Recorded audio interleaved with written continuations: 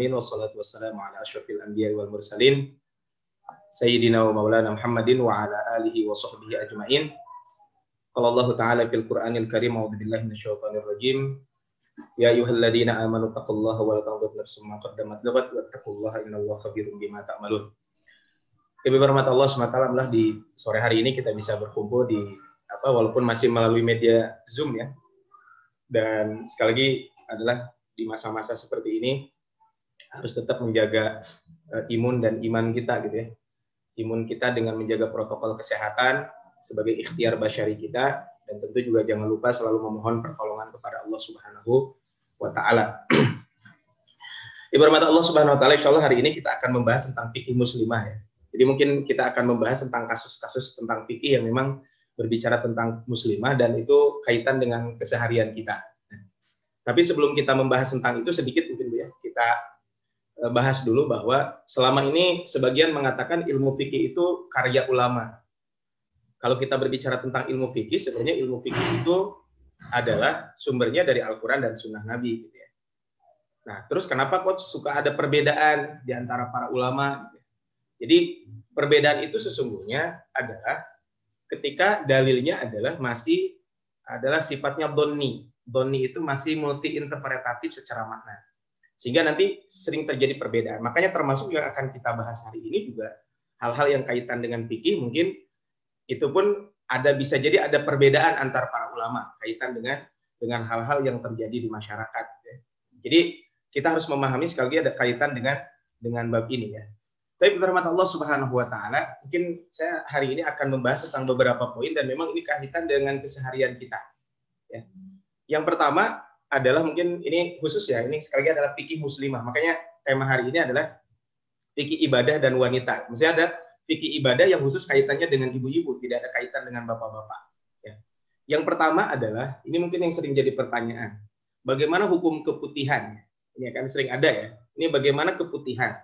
Apakah membatalkan wudhu dan sholat atau tidak? Nah, tapi berhormat Allah Subhanahu wa taala, dalam bahasa Arab ya keputihan sering disebut dengan ar-rutubah. Jadi dalam bahasa Arab keputihan itu sering disebut dengan ar-rutubah. Nah, ar-rutubah ini bermakna al-balal, yaitu basah, lembab atau berembun. Jadi itu namanya adalah keputihan. Secara bahasa adalah basah, lembab atau berembun. Itu secara bahasa. Adapun secara istilah para ulama, memang keputihan sudah ada dibahas dalam buku-buku para ulama. Ya. Di antaranya adalah sebagian ulama menyebutkan, di antaranya adalah Imam Ar-Ramli menyebutkan keputihan itu adalah ma'un abyad. Jadi keputihan itu adalah air putih, ya, atau cairan berwarna putih. Mutaraddidun bainal maddi wal araqi, ya. Yang samar antara madi dengan keringat. Ya, itu adalah madi. Keputihan. Jadi air putih, keputihan itu adalah cairan berwarna putih yang mana cairan tersebut samar apakah antara madi dengan keringat. Tapi apakah yang dimaksud dengan madi? Mungkin sedikit ya kita bahas tentang madi ya. Kan punten ya, air yang keluar itu ada 3 ya. Ada 4. Pertama ada yang disebut dengan al-baul, yaitu air kencing. Itu yang pertama. Yang kedua ada yang disebut dengan yang pertama adalah al-baul, yaitu air kencing. Yang kedua ada yang disebut dengan mani. Ini insya Allah tahu semua ya. Kemudian ada disebut dengan wadi. Wadi ini biasanya air yang keluar setelah buang air. Itu suka ada air yang ngikut, itu namanya wadi. Nah yang ketiga ada yang disebut dengan madi. Nah madi itu apa? Madi itu adalah ma'un abyad, cairan berwarna putih. Lizauzin yang agak kental. Yakhruju inda tafkir fil jima' au indal mula'abah. Keluar ketika memikirkan jima atau ketika bercumbu. Ini namanya adalah air madi. Jadi dan ini adalah air madi ini waqad la yash'urul insan bi khurujihi. Kadang orang tidak merasa kalau air madi ini keluar. Kalau air mani biasanya orang merasa keluar, tapi kalau madi kadang tidak merasa keluarnya. Dan kata Syekh Said Sabiq, beliau mengatakan ya, wa yakunu minar rajuli wal mar'ah illa an yakuna minal mar'ati akthar. Air madi itu biasanya keluar dari laki-laki dan perempuan. Tapi biasanya perempuan lebih banyak mengeluarkan air madhi. Ya. Dan kalau air madhi ini sepakat para ulama mengatakan itu adalah najis. Jadi kalau madhi itu najis, kalau al-baul itu najis, wadi juga najis. Ini udah sepakat. Kalau mani itu tidak termasuk air yang najis, tapi wajib untuk mandi. Nah, sekarang bagaimana kaitan dengan keputihan? Apakah najis atau tidak? Itu satu. Yang kedua, apakah membatalkan wudhu atau tidak? Ini adalah kaitan dengan keputihan ini. Nah, ini adalah pengertian dulu ya, keputihan itu seperti itu. Kemudian, nah, kaitan dengan keputihan ini, apakah keputihan itu najis? Ini pertanyaan berikutnya. Sebelum kita bahas apakah batal wudhunya atau tidak. Nah, para ulama memang membedakan ya antara keputihan yang keluar dari dalam kemaluan atau yang keluarnya dari permukaan bagian luar kemaluan. Ini adalah para ulama sering membedakan seperti itu. Sebagaimana diungkapkan di dalam ensiklopedia fikih ya, yang diterbitkan oleh Kementerian Agama Kuwait, itu disebutkan bahwa wa dhahaba jumhurul fuqaha ila najasati rubatil farjil kharijati min batiniha.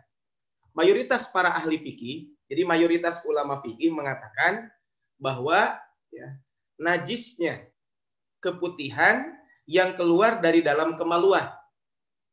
Jadi najisnya keputihan yang keluar dari dalam kemaluan. Li'annaha hina idin rutubatun dakhiliyah. Karena ya, saat itu maksudnya adalah air yang keluar itu adalah air atau cairan yang keluar dari dalam kemaluan. Maka itu menjadi najis kata beliau. Ammal kharijatu min dhahiril farj. Adapun yang keluar dari bagian permukaan saja, wa huwa ma yajibu ghusluhu fil ghusli wal istinja, yang itu wajib saat mandi dan membasuh kemaluan atau cebok, maka itu adalah fahiya tahiratun, maka itu suci. Wa dhahaba Abu Hanifah wal Hanabilah ila taharati rutubatil farji mutlaqah. Tapi dalam mazhab Imam Abu Hanifah dan mazhab Imam Ahmad mengatakan bahwa keputihan itu suci, mau yang keluar dari kemaluan, maksudnya dari dalam, ataupun memang yang dari permukaan. Ini menurut mazhab Abu Hanifah dan mazhab Imam Ahmad bin Hanbal. Ini adalah kaitan dengan suci atau tidaknya. Kaitan dengan ini. Sekali lagi adalah ini memang para ulama berbeda pendapat tentang ini. Ya. Kaitan dengan keputihan ini. Jadi keputihan yang dari dalam kemaluan adalah najis, itu yang menempel di kemaluan ya. Disebutkan di sini Malikiyah, Abu Yusuf dan Muhammad bin Hasan mengatakan keputihan itu najis. Bahkan ya, kemaluan laki-laki juga menjadi najis bila berhubungan suami istri dan istrinya ada keputihan seperti itu. Maksudnya dalam konteks najis itu ya karena nempel kepada keputihan tersebut. Sementara mazhab Syafi'i menyatakan suci jika keluar dari luar kemaluan tersebut. Ini yang disampaikan oleh para ulama tentang keputihan tersebut. Nah, setelah kita tahu keputihan ini seperti ini, sekarang pertanyaan berikutnya adalah apakah keputihan ini membatalkan wudhu atau tidak? Ya. Mayoritas ulama mengatakan bahwa keputihan itu walaupun tidak najis, maka tetap itu membatalkan wudhu. Ya. Mayoritas ulama mengatakan bahwa keputihan itu membatalkan wudhu, walaupun tidak najis. Sebagaimana air mani, itu kan tidak najis, tetapi tetap membatalkan wudhu. Makanya kata Syekh Utsaimin, annaha naqidatun lil wudu. Ini yang membatalkan wudhu. Wa hadza madhhabul jumhur, dan ini adalah madhab jumhur. Wastadallu, dan mereka berdalil dengan hadis Nabi bahwa anna Nabi sallallahu alaihi wasallam amarul mustahadatu an tatawaddo li kulli salatin. Rasulullah SAW memerintahkan kepada wanita yang istihadah, yang keluar darah kotor, ya bukan darah haid, maka Rasul memerintahkan untuk berwudu setiap mau sholat. Ya. Watil karrutubatu awis sawail mulhaqatun bil istihadah. Sedangkan keputihan akan ikut keluar bersama dengan istihadah tersebut. Nah, ini adalah kata para ulama yang mengatakan seperti itu. Walaupun di antara ulama lain ada Ibnu Hazm mengatakan tidak batal. Ini juga salah satu pendapat Imam Ibnu Taimiyah. Artinya memang tidak disepakati kaitan ini. Nah, ini kan kalau sekali-kali mah oke lah, nggak masalah gitu ya. Tidak memberatkan dan sebagainya. Kita tinggal wudhu selesai. Tapi bagaimana Jika itu penyakit, kan bisa jadi kalau sangat banyak keputihannya dan itu jadi penyakit, maka kata Syekh Utsaimin rahimahullah, dalam kondisi masyaqqah, dalam kondisi yang sangat berat seperti ini, maka bagi orang tersebut dibolehkan untuk menjamak sholat. Kalau memang berat, ya, dalam kondisi masyaqqah. Fa in kana hadhihi ar-rih allati laysa laha jaramun, jika angin yang keluar dari dubur dan kemaluan yang tidak berbau, wa anna hawaun naqidah. Nah, ini saja merupakan bisa membatalkan wudu, ya. Wa anna hawaun naqidatun lil wudu, dan ini adalah hanya angin saja, itu membatalkan wudu. Famalahu jarum huwa akhbatsu minha. Maka kata Syekh Utsaimin, apa yang keluar darinya dan berbau tentu lebih busuk lagi, dan ini tentu akan membatalkan wa yanqudul wudu. Lakinnana, kata beliau, akan tetapi naro anna hadhihi rutubah ad-daimah ma'al mar'ah wa in naqadatil wudu fa innaha tahiratu.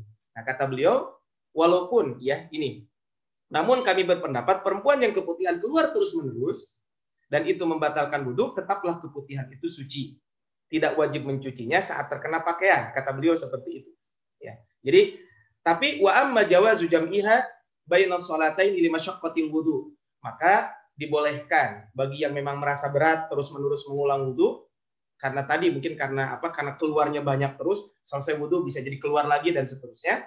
Maka kondisi seperti ini, maka boleh menjamak sholat. Ini adalah bagian daripada keringanan syariat Islam buat kita semua. Jadi ini adalah kaitan dengan kalau kita berbicara tentang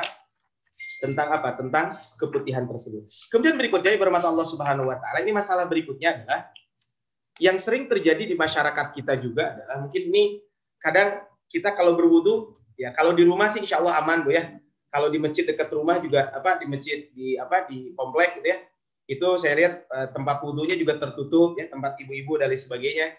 Tapi bagaimana jika tempat wudunya itu terbuka, ya, tempat wudunya itu adalah terbuka. Nah, yang jadi kendala kan adalah kalau muka sih oke lah, bisa dibasuh. Tapi bagaimana dengan telinga, ya? Terus bagaimana dengan kaki? Nah, ini kan bagaimana telinga, bagaimana kaki. Sedangkan itu kan kaki harus dibasuh.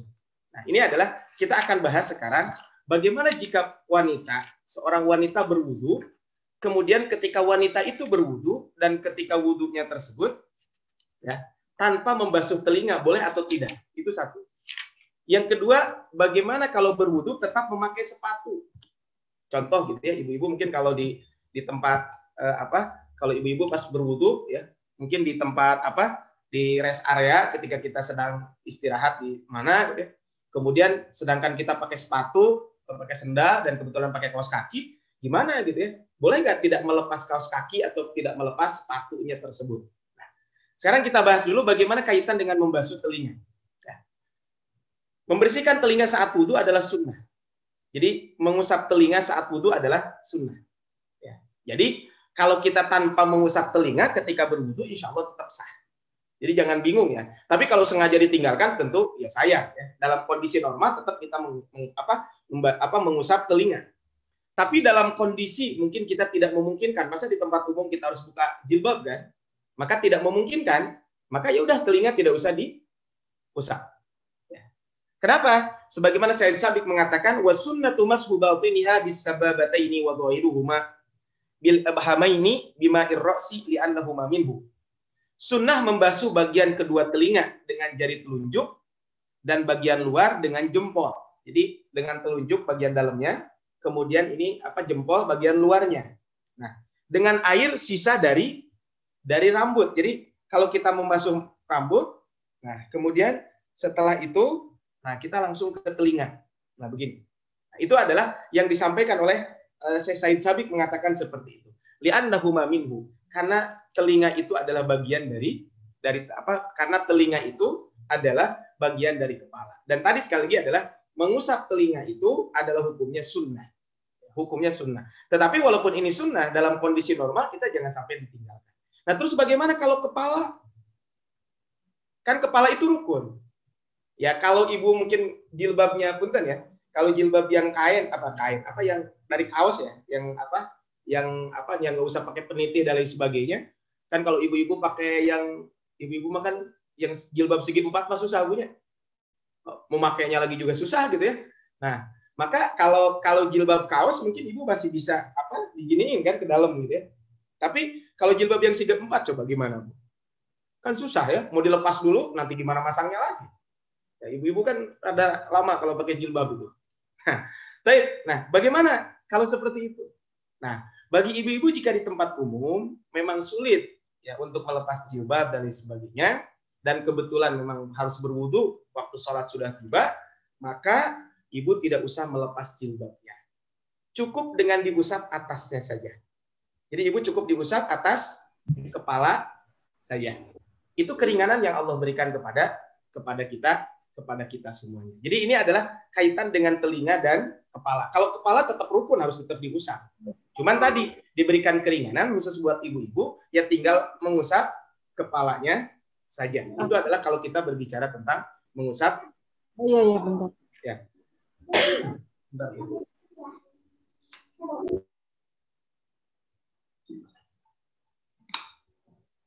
Ya. Baik, Bu, ya, kita lanjutkan. Nah, sekarang setelah kita membahas, berarti kalau kepala tidak usah tidak usah membuka ibu-ibu tidak usah membuka jilbab ya untuk telinga dan untuk kepala. Karena kalau telinga tidak usah diusap juga karena itu hanya sunnah. Tapi kalau memungkinkan untuk diusap, kita kebetulan jilbabnya tadi yang kalau jilbab yang bahannya bahan semi kaos gitu ya, yang nggak geblus lah istilahnya gitu ya. Itu makan ya mangga lah kalau masih memungkinkan. Tapi kalau enggak jangan menyulitkan diri. Nah, terus bagaimana sekarang kalau kaitan dengan berwudu tapi kita pakai sepatu? Nah, ini adalah dalam fikih ada yang disebut dengan khuf. Dalam fikih itu ada yang disebut dengan khuf. Nah, khuf ini adalah ya sebenarnya kalau khuf ini bisa untuk laki-laki bisa untuk perempuan. Tapi perempuan sebenarnya lebih banyak menggunakan konteksnya ketika di tempat umum dan lain sebagainya. Jadi menggunakan khuf. Nah, khuf ini ya disebutkan bahwa na'lun min jildin yughti al-ka'bain. Alas kaki dari kulit yang menutup dua mata kaki. Jadi khuf itu adalah alas kaki yang terbuat dari kulit yang menutup kedua mata kaki. Ini adalah namanya khuf. Jadi khuffain itu adalah tadi alas kaki yang terbuat dari kulit yang menutup mata kaki. Nah, kata Syekh Wahbah Zuhaili mengatakan as-satiru lil ka'baini fa aktsar min jildin wa nahwi. Tapi kalau kata Syekh Wahbah Zuhaili beliau menyebutkan pelindung kaki sampai ke mata kaki yang terbuat dari kulit atau yang lainnya. Artinya tidak mesti terbuat dari kulit, bisa saja seperti kaos kaki dan lain sebagainya. Nah, dari definisi ini bisa memahami bahwa sepatu yang memenuhi standar khuf adalah jika sampai menutup mata kaki. Nanti kalau ibu-ibu pakai kaos kaki sih insya Allah pasti akan menutup mata kaki tersebut. Nah, ada seorang sahabat namanya Mughirah adalah Mughirah. Ya. Mughirah bin Syu'bah ini beliau beberapa kali sering membantu Rasulullah. Ya, beliau menjadi pelayan Nabi Shallallahu Alaihi Wasallam. Maka disebutkan tawaddu'an Nabi SAW wa masaha 'alal khuffaini wal qimamah. Nabi SAW berwudu dan mengusap khuf. Nah, tadi Rasul mengusap khuf dan imamah. Makanya tadi buat ibu-ibu boleh tadi tanpa membuka kepala tanpa membuka jilbab ya, kaitan dengan mengusap kepalanya. Nah, Rasul mengusap khuf. Nah, ini menunjukkan bahwa kalau kita berwudu dengan mengusap khuf itu dibolehkan. Bahkan disebutkan bahwa tidak kurang dari 80 sahabat yang meriwayatkan dibolehkannya kita mengusap khuf itu. Jadi 80 sahabat meriwayatkan tentang ini. Ya. Bahkan disebutkan, ya kata Al-Hafidz Ibnu Hajar, waqad saraha jam'un minal khuffat bi anna al-masa 'alal khuffaini mutawatirun. Sekumpulan para khuffat, maksudnya para khuffat di sini adalah para ahli hadis, ya. Bahwa riwayat tentang mengusap khuf adalah mutawatir. Ya. Wa jama'a ba'dhum ruwatuhu fajawazu 80. Sebagian mereka mengumpulkan perawinya. Maka perawinya itu tidak kurang dari 80. Wa minhum al-asyaratu ibni Abi Syaibah. Dan di antaranya mereka ada 10 orang yang dikabarkan masuk Wa minhum al-asyarah. Di antara 10 yang meriwayatkan itu adalah yang dijamin masuk surga. Wa ibni Abi Syaibah. Kemudian dalam riwayat Imam Ibnu Abi Syaibah wa ghairihi dan lainnya Anil Hasan Al-Basri haddatsani sab'una minas sahabah bil mas'i 'alal khuffain. Disebutkan bahwa Imam Hasan Al-Basri mengatakan berkata kepadaku 70 sahabat Nabi tentang mengusap khuf. Artinya ini adalah dibolehkan. Nah, sehingga kata Syekh Muhammad Muhajir Al-Amsar, beliau mengatakan, ajma'atil ummah ala jawazil masyi alal khuffain. Maka ulama sepakat bahwa dibolehkannya kita mengusap khuf. Makanya ibarat Allah Subhanahu wa taala berarti ketika kita dalam kondisi yang tadi ya tidak memungkinkan ya, dalam konteks mungkin di perjalanan dan lain sebagainya, maka kalau kita pakai sepatu, nah maka kita tidak usah membuka sepatu, cukup wudu dengan kaos dengan sepatu yang ada, tinggal diusap atasnya saja. Jadi yang diusap adalah jangan atas dan bawah, yang diusap hanya atasnya saja. Diusap atasnya saja.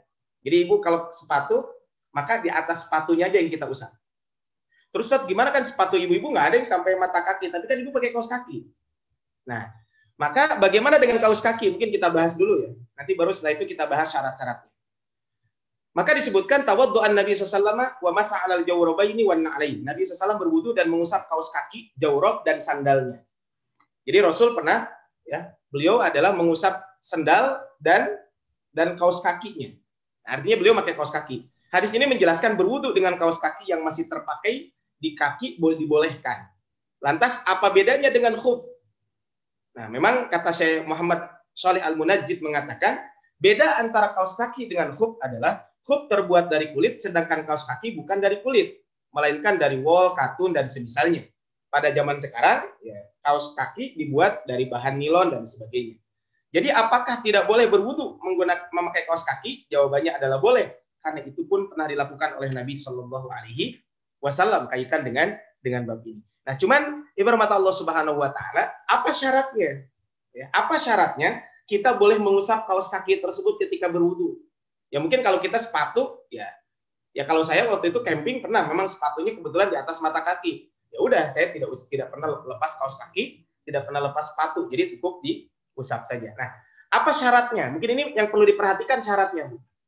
Syaratnya adalah ketika ibu mau mengusap khuf tersebut atau termasuk jawrabain tersebut. Syaratnya adalah yang pertama, syarat yang harus dipenuhi adalah oleh ibu-ibu dan termasuk juga bapak-bapak sebenarnya dibolehkan. Mungkin bisa jadi ketika nanti kalau masa pandemi sudah selesai dan lain sebagainya, ibu-ibu mungkin rehlah jalan-jalan atau mungkin silaturahmi kemana gitu ya, mudik dan sebagainya, maka di perjalanan mungkin bisa jadi kita nggak usah buka kaos kaki dan sebagainya, cukup berwudu memakai kaos kaki. Apa syaratnya? Satu, syaratnya itu adalah ketika kita memakai kaos kaki dalam keadaan bersuci. Jadi makanya ketika kita sakit, maka wudu. Kemudian setelah itu pakai kaos kaki, sehingga nanti kalau wudu lagi tidak usah buka kaos kaki, cukup diusap atasnya saja. Ini kan keringanan yang Allah berikan kepada kita semuanya. Termasuk juga ketika kita bepergian. Nah, maka yang pertama adalah syaratnya bahwa kaos kaki yang dipakai ketika kita memakai kaos kaki, kita dalam keadaan wudu. Jadi wudu dulu, baru setelah itu pakai kaos kaki. Nah, ketika nanti kita batal di sholat berikutnya, maka ya udah kita tidak usah buka kaos kaki, tidak bisa buka sepatu, cukup diusap atasnya saja. Nah, ini kan bisa dilakukan. Makanya ibu rahmat Allah Subhanahu Wa Taala, kalau kita mau rihlah, gitu ya, jalan-jalan, sebelum berangkat kita wudu dulu, kemudian pakai kaos kaki, sehingga ketika qadarullah gitu ya, kesulitan untuk melepas dan sebagainya, kita tidak disibukkan dengan harus buka sepatu, kaos kaki dan sebagainya ketika berwudu. Ya, itu yang pertama. Yang kedua adalah syaratnya adalah 1 hari 1 malam bagi yang mukim, 3 hari 3 malam bagi yang musafir. Jadi 1 hari 1 malam buat yang mukim, 3 hari 3 malam buat yang musafir. Jadi ini adalah syarat yang harus dipenuhi. Jadi 1 hari 1 malam buat yang mukim, 3 hari 3 malam buat yang musafir. Yang ketiga, ibarat Allah Subhanahu Wa Taala, syarat yang ketiga adalah hanya berlaku untuk hadas kecil. Artinya hanya wudu saja. Kalau junub, ya tetap harus dibasuh karena tidak mungkin. Ya, ini adalah kalau untuk junub maka harus dibasuh tetap. Ya, jadi kalau junub. Nah, kemudian berikutnya adalah si kaos kakinya atau sepatunya itu adalah tidak bolong dan menutup mata kaki. Ya kan kalau ada kaos kaki anak-anak SMA dulu, makan kaos kakinya itu pas depannya itu bolong gitu ya. Ini kan nggak boleh kalau seperti itu karena bolong kaos kakinya. Atau mungkin walaupun sekarang sebenarnya ibu-ibu ada ini ya, ada bukan stocking siapa ya, yang apa legging ya, terus yang plus kaos kaki gitu ya, seperti itu ada juga. Ya, itu memangga lah. Tapi ini kan kemudahan. Nah, bisa saja ibu tadi pakai legging yang tadi ya, legging yang apa, yang ada kaos kakinya itu. Maka biasanya kalau wudhu dibuka gitu ya, seperti itu. Nah sebenarnya nggak usah, ibu nggak usah bingung-bingung kalau memang dalam keadaan berwudhu sebelumnya. Jadi itu syaratnya Bu ya. Saya ulangi syaratnya. Satu, harus dalam keadaan bersuci ketika memakainya. Yang kedua adalah setelah dalam keadaan bersuci ketika memakainya. Yang kedua adalah yang harus kita lakukan adalah 1 hari 1 malam bagi yang mukim, kemudian 3 hari 3 malam bagi yang musafir. Jadi kalau ibu sedang jalan-jalan kemana 3 hari 3 malam ya tidak buka kaos kaki ya boleh saja. Tapi kan kalau harus mandi ya gimana ya Pak? Ya kalau mandi berarti dibuka. Nah kemudian adalah tadi ya, setelah itu hanya berlaku untuk hadas kecil. Hanya berlaku untuk hadas kecil. Dan yang keempat adalah kaos kaki atau sepatunya itu adalah tidak bolong dan menutup mata kaki. Ini adalah syarat yang harus dipenuhi. Jadi bermata Allah Subhanahu wa taala, kalau kita berbicara tentang ini adalah kemurahan syariat. Sehingga kalau kita dalam keadaan seperti ini, maka Allah memberikan kemudahan kepada kita semuanya. Sehingga apa? Sehingga kita semuanya bisa apa? Kita semuanya adalah paham bahwa oh ini loh kemurahan syariat. Sehingga ketika kita berpergian dan lain sebagainya, kita pun bisa menggunakan kesempatan ini. Kita bisa menggunakan kesempatan baik ini untuk apa? Untuk tetap beribadah kepada Allah, tetapi juga tanpa meninggalkan masyaqqah. Jadi sesuatu yang menjadi berat, tapi ternyata syariat memberikan keringanan buat kita semuanya. Jadi ini mungkin yang kaitan dengan wudhu ya, khusus buat perempuan ya. Dan yang tadi yang pertama adalah khusus buat perempuan. Tapi kalau ini mungkin buat laki-laki dan perempuan juga sama kalau ini ya. Tapi tadi ini adalah mengusap kaos kaki. Ya, saya ulangi, ini adalah mengusap kaos kaki ketika berwudhu. Jadi berwudhu dengan tetap memakai sepatu itu adalah di dalam Islam cukup dengan kita memakai seperti ini saja. Tapi berhormat Allah Subhanahu wa taala, berikutnya adalah mungkin kaitan dengan masih tentang ibadah ya. Kaitan dengan ibadah, mungkin sekarang kita tentang saum ya, mungkin kita sedikit tentang saum ya. Ini adalah kaitan dengan bagaimana hukumnya mengqadha saum, apakah harus izin suami atau tidak. Ya. Mengqadha saum, apakah harus izin suami atau tidak. Nah, Ibu rahmat Allah Subhanahu wa taala, mungkin saya ingatkan buat ibu-ibu semuanya, jika ada yang belum mengqadha ibadah saum tahun kemarin, sebentar lagi kita akan menghadapi bulan Ramadan ya. Insyaallah tanggal 13 April ya kalau nggak salah. Itu sudah tanggal 1 Ramadan, Bu. Jadi kalau sekarang Januari, Februari, Maret, April. Berarti ya tinggal 4 bulan lagi ya. 4 bulan lagi kurang lebih. Februari, Maret, April. Berarti ya udah tinggal 4 bulan lagi kita akan menghadapi bulan Ramadan insyaallah. Nah, makanya ibarat Allah Subhanahu wa taala kita harus segera mempersiapkan diri. Bukan 4 bulan, 3 bulan setengah lagi ya. Karena April juga tanggal 13 ya. Nah, makanya kita harus mempersiapkan diri dari sekarang kaitan dengan ibadah Ramadan ini. Nah, ini adalah kaitan dengan mengqadha saum. Nah, bagaimana ketika kita mau mengqadha saum, apakah harus izin sama suami atau tidak? Ya, jadi kalau ibu mau mengqadha saum, apakah perlu izin kepada suami atau tidak? Nah, ibarat Allah Subhanahu wa taala, ya, kalau kita berbicara tentang qadha saum ini kan qadha saum ini kan wajib ya, hukumnya ya.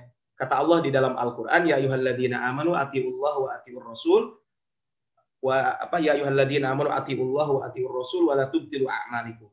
Wahai orang beriman, taatlah Allah dan taat Rasul dan janganlah kamu merusak segala amalmu. Saum qadha bagi seorang istri apakah harus izin? Ini kan jadi pertanyaannya begitu. Maka sebenarnya ada 2 kondisi. Ya. Kondisi pertama adalah istri sedang berpuasa, istri sedang saum qadha. Tetapi punten ya.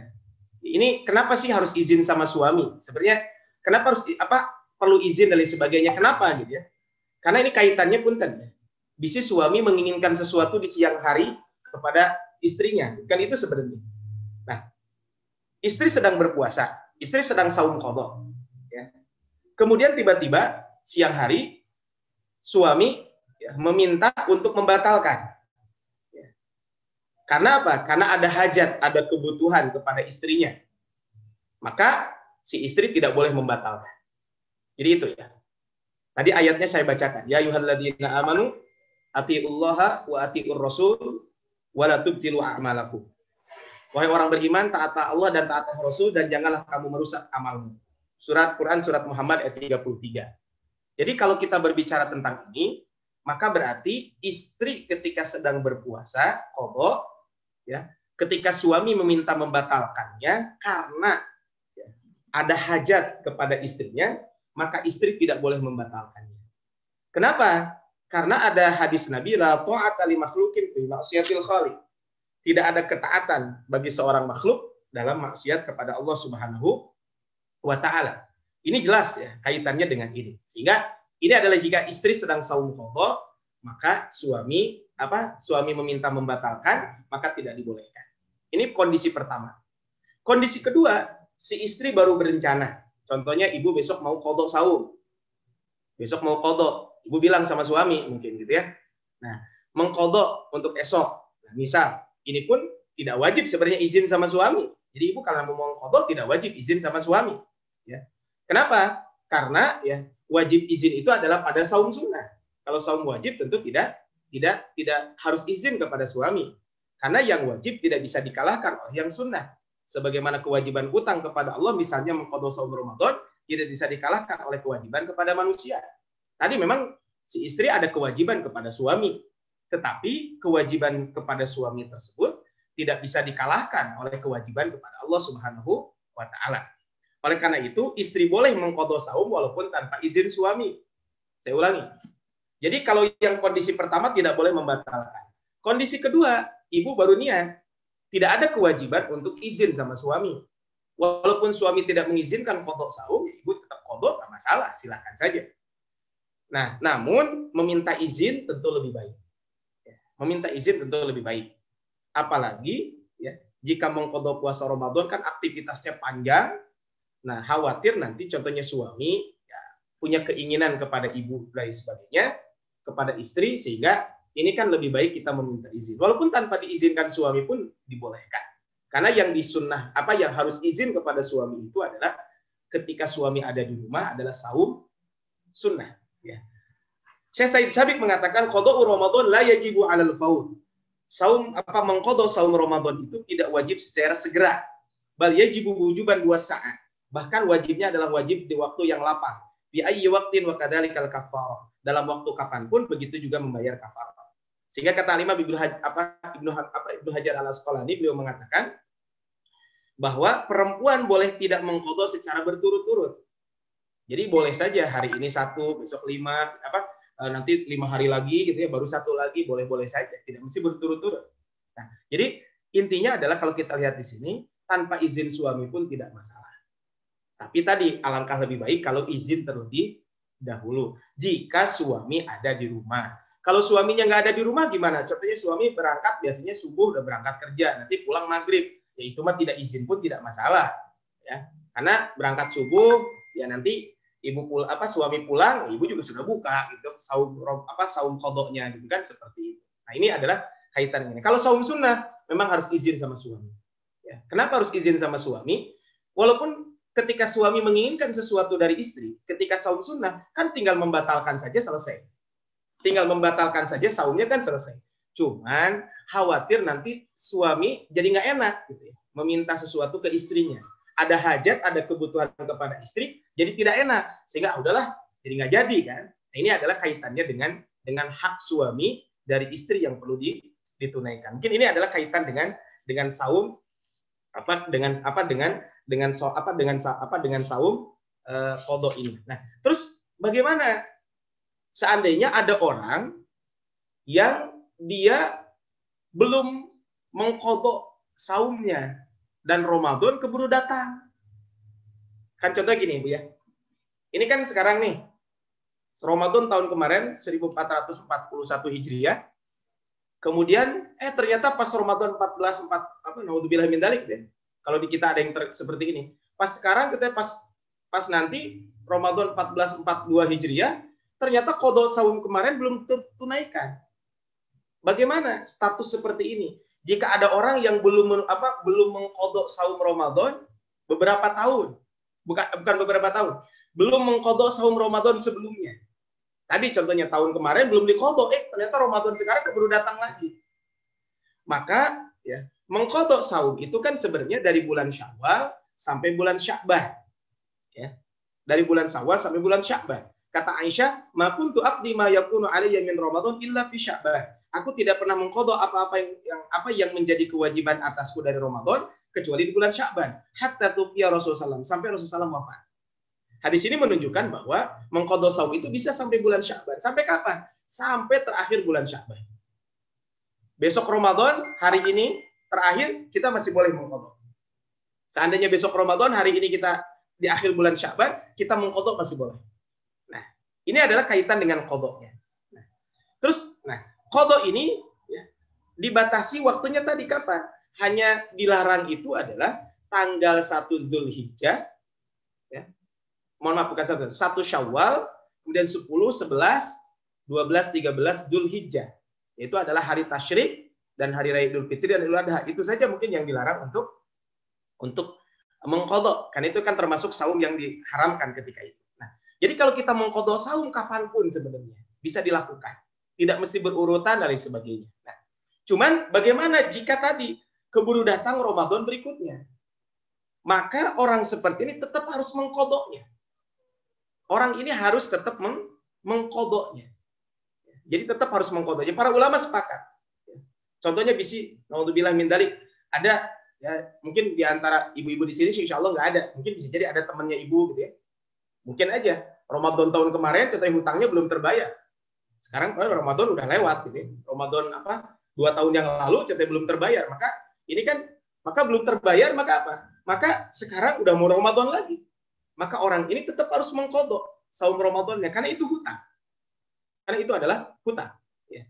Nah, tetapi sebagian ulama, ya, menurut mayoritas ulama, jika seorang menunda qadha tanpa ada udzur, jadi kalau dia menunda qadha tanpa ada udzur, tapi kalau udzurnya sakit dan sebagainya nggak masalah. Ini tanpa ada udzur, dia menunda-nunda saja tidak mengqadha saum Ramadan, maka apa? Maka ya kondisi seperti ini, orang seperti ini, maka baginya ya, bukan karena sakit, hamil dan sebagainya, maka bagi orang yang ini adalah tetap harus mengqadha dan plus membayar fidyah. Ya. Plus membayar fidyah. Ya. Sebagaimana diungkapkan oleh Syekh Wahbah Zuhaili, ya, beliau mengungkapkan wa amma idza akhkhara al-qadha hatta dakhala Ramadan akhar. Adapun orang yang mengakhirkan qadha sampai datang Ramadan berikutnya. Jadi orang mengqadha sampai datang Ramadan berikutnya. Faqala al-jumhur mengatakan yajibu alaihi ba'da siyami Ramadan ad-dakhil al-qadha wal kaffarah al-fidyah. Maka wajib baginya setelah puasa Ramadan ia melakukan qadha dan kafarat sekaligus yaitu fidyah. Qala al-Hanafiyah, adapun ulama Hanafiyah mengatakan la fidyata alaihi, maka tidak ada fidyah baginya. Sawa'un akana ta'khir bi udrin aw bi ghairi udrin. Baik karena ketika dia meninggal menunda qadhanya itu karena ada udzur atau tidak. Jadi ini adalah menurut jumhur ulama, maka dia harus mengqadha tetap, kalau itu masih sepakat, qadha harus karena itu kewajiban. Cuman menurut jumhur qadha plus fidyah. Kenapa? Sebagai kafarat karena dia telah melalaikan qadha saum tersebut. Nah, Ibu rahmat Allah Subhanahu wa taala, ini adalah kaitan dengan seandainya ada orang yang menunda-nunda qadha, kan suka ada. Makanya saya ingatkan buat ibu-ibu semuanya yang hadir di sini, ya seandainya ya, ibu-ibu sih insya Allah enggak, mungkin ibu kan punya anak gadis mungkin ya, sudah SMP atau SMA gitu atau kuliah. Nah, sedangkan yang sudah punya anak gitu ya, ataupun mungkin punya saudari perempuan, atau mungkin kalau yang sudah punya menantu perempuan gitu ya. Maka ingatkan ya, khawatir belum terbayarkan qadha Ramadan tahun sebelumnya. Nah, kita bisa amati apa yang dilakukan oleh Aisyah tanpa fidyah, hanya qadha. Bagi kelompok kedua mewajibkan fidyah membutuhkan dalil. Tidak ada dalil, cukup qadha saja tanpa fidyah. Ini pendapat Imam Abu Hanifah dan Hasan Al-Basri, Imam An-Nakhai dan lain sebagainya. Jadi ini Bu ya, kaitan dengan bab qadha ini. Jadi menunda qadha Ramadan itu adalah tidak dibenarkan di dalam syariat. Kenapa? Karena melalaikan kewajiban. Sedangkan saum Ramadan itu kan hukumnya adalah wajib, dan karena ini wajib berarti kita harus menunaikan yang wajib tersebut. Tapi bermata Allah Subhanahu wa taala, masih kita lanjutkan kaitan dengan fikih ya. Masih kaitan dengan fikih muslimah dan ibadah. Sekarang berikutnya adalah ini yang sering terjadi di masyarakat kita. Apakah perempuan wajib sholat Jumat? Ya, itu satu. Kemudian kalau perempuan sudah sholat Jumat, apakah wajib sholat zuhur? Bisa gitu ya. Mungkin ibu-ibu yang pernah umroh atau haji kan pernah di Mekah, di Madinah, maka ibu-ibu juga pada Jumatan ya. Apakah wajib sholat Jumat? Bukan wajib sholat Jumat. Apakah boleh gitu ya sholat Jumat? Kemudian kalau setelah sholat Jumat, apakah harus sholat zuhur? Nah, para ulama sepakat bahwa ya, sholat Jumat bagi wanita itu tidak wajib. Ya, para ulama sepakat sholat Jumat bagi wanita itu adalah tidak wajib. Jadi perempuan kaitan dengan apakah wajib sholat zuhur setelah sholat Jumat atau tidak. Jadi para ulama sepakat bahwa sholat Jumat bagi wanita itu tidak wajib. Ya, sebagaimana hadis Nabi, al-Jum'atu haqqun wajibun ala kulli muslim. Kata Rasulullah SAW, ya, dalam sebuah hadis, sholat Jumat itu adalah kewajiban atas setiap muslim. Secara apa? Fi jama'atin dalam berjamaah. Illa arba'atan. Kecuali 4. Abdun mamlukun. Yang pertama adalah hamba sahaya. Yang kedua adalah awim ro'atun, perempuan. Yang ketiga adalah awil sobi, anak kecil, anak-anak. Au marid, ataupun orang yang sakit. Ini adalah 4 orang yang dibolehkan untuk tidak Jumat. Jadi tidak wajib buat mereka Jumatan. Artinya karena tidak wajib, kalau mau Jumatan boleh, maka boleh. Maka terkait ketidakwajiban perempuan melaksanakan sholat Jumat telah menjadi ijma, konsensus para ulama ya, dengan dalil-dalil yang disampaikan tersebut. Nah, tetapi bagaimana jika perempuan sholat Jumat? Ya, kalau perempuan sholat Jumat, maka Syekh Said Sabiq mengatakan bahwa perempuan dan anak-anak disepakati ketidakwajibannya sholat Jumat. Dengan kata lain, kewajiban bagi perempuan adalah sholat zuhur, sebagaimana hari-hari lainnya. Berarti bagi wanita sholat zuhur saja. Tidak perlu sholat, tidak wajib sholat Jumat, bukan tidak perlu. Tidak wajib sholat Jumat. Namun tidak wajib bukan berarti tidak boleh perempuan untuk sholat Jumat. Jadi perempuan kalau mau sholat Jumat boleh-boleh saja. Ya. Tapi sholat Jumat itu wajibnya buat laki-laki. Perempuan kalau mau sholat Jumat boleh-boleh saja. Nah, kaitan dengan ini, makanya ketika seorang perempuan ikut sholat Jumat, maka perempuan tersebut tidak perlu sholat zuhur. Jadi kalau ibu-ibu ikut sholat Jumat, maka ibu-ibu tidak usah sholat zuhur. Cukup aja udah. Ibu sholat Jumat, kemudian setelah itu ibu sholat zuhur, selesai. Jadi tidak perlu ibu nanti sholat Jumat, kemudian sholat zuhur lagi. Enggak. Kalau sudah sholat Jumat, cukup saja. Kata Rasul dalam sebuah hadis, man atal jum'atu minar rijal wan nisa. Barang siapa yang mendatangi sholat Jumat, baik itu laki-laki dan perempuan, falyagtasil, maka hendaklah dia mandi. Wa man lam ya'tiha, dan barang siapa yang tidak mendatanginya, falaysa alaihi ghuslu minar rijal wan nisa, maka tidak wajib baginya baik laki-laki atau perempuan mandi Jumat. Maka berdasarkan hadis ini berarti perempuan boleh untuk melaksanakan sholat Jumat. Jadi boleh tapi tidak wajib. Nah, selain itu juga tidak dibenarkan bagi perempuan yang sudah sholat Jumat mengulang lagi dengan sholat zuhur. Kenapa? Karena kata Syekh Sabiq, wa kullu haula'i la jum'ata 'alaihim. Semua golongan ini tidak wajib Jumat. Ya. Wa inna ma yajibu 'alaihim an yusallu adz-dzuhr. Dan yang wajib buat mereka adalah sholat zuhur. Tapi wa man shalla minhumul jum'ah. Tapi barang siapa yang ikut sholat Jumat, sahhat minhu, maka sholatnya sah. Wa saqatat anhu fariidatud dzuhri. Maka kewajiban sholat zuhur menjadi gugur. Wa kanatin nisa tahdurul masjid ala ahdi Rasulullah wa tusalli ma'ahu al-jum'ah. Dan di masa Nabi sebagian wanita juga ada yang hadir untuk sholat Jumat. Dan itu terjadi di zaman Rasulullah Shallallahu Alaihi Wasallam. Sehingga kata Syekh Abdurrahman Al-Balawi, ya, Syekh Abdurrahman Ba'alawi mengatakan wala tajuzu i'adatuha dhuhran ba'du haitsu kamulat syurutuha. Dan tidak boleh bagi perempuan mengulang sholat zuhur karena syarat-syaratnya sudah terpenuhi. Jadi, ibu rahmat Allah Subhanahu wa taala, jadi kalau kita berbicara tentang ini, bagi ibu-ibu yang sudah sholat Jumat tidak usah sholat zuhur. Nah, cuman ada satu hal yang sering terjadi kesalahan di masyarakat.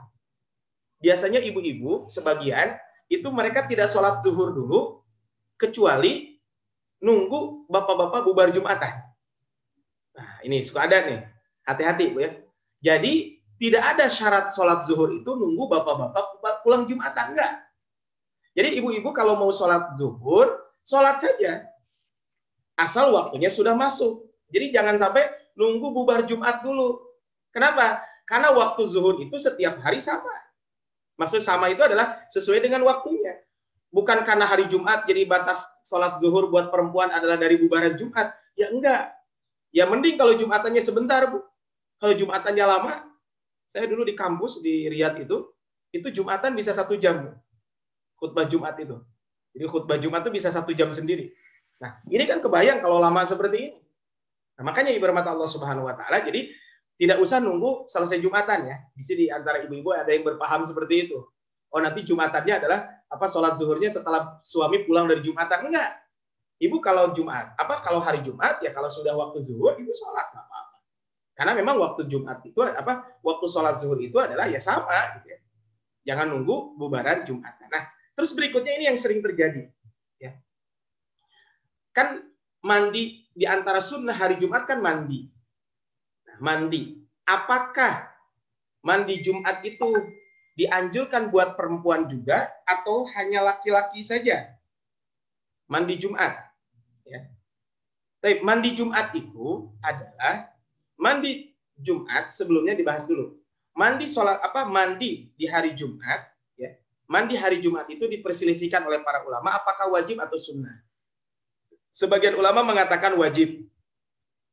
Karena disebutkan al-ghuslu yaumal jumu'ati wajibun. Mandi pada hari Jumat itu adalah wajib. Ala kulli muhtalimin, kepada setiap yang ala kulli muhtalimin, kepada setiap orang yang sudah balik. Wa an yastanna wa an yamassa tiban id wajada, dan agar bersiwak, menggosok gigi serta memakai wewangian jika memilikinya. Ini adalah kalau kita berbicara tentang mandi Jumat ini. Sebagian lagi mengatakan sunnah. Dan ini adalah pendapat jumhur ulama mengatakan bahwa dhahaba jumhuru al-ulama minas sunnat minas salaf wal khalaf wa fuqaha'il amsar ila annahu sunnatul mustahabbah. Bahwa mandi pada hari Jumat itu hukumnya sunnah. Ini adalah jumhur ulama mengatakan begitu. Nah, dalilnya apa? Dalilnya adalah kata Rasulullah, man tawaddu'a yaumal jum'ata fabiha wa ni'mah. Barang siapa yang mandi pada hari Jumat, maka barang siapa yang berwudu pada hari Jumat, maka itu baik. Wa man igtasala fal ghuslu afdal, dan barang siapa yang mandi, maka mandi itu lebih utama. Jadi, mandi pada hari Jumat itu hukumnya adalah sunnah. Nah, terus bagaimana jika perempuan mandi Jumat? Wajib atau dianjurkan atau tidak? Maka ya, mandi pada hari Jumat itu dianjurkan bagi orang yang mau melaksanakan sholat Jumat. Saya ulangi. Mandi hari Jumat itu dianjurkan bagi orang yang mau melaksanakan sholat Jumat.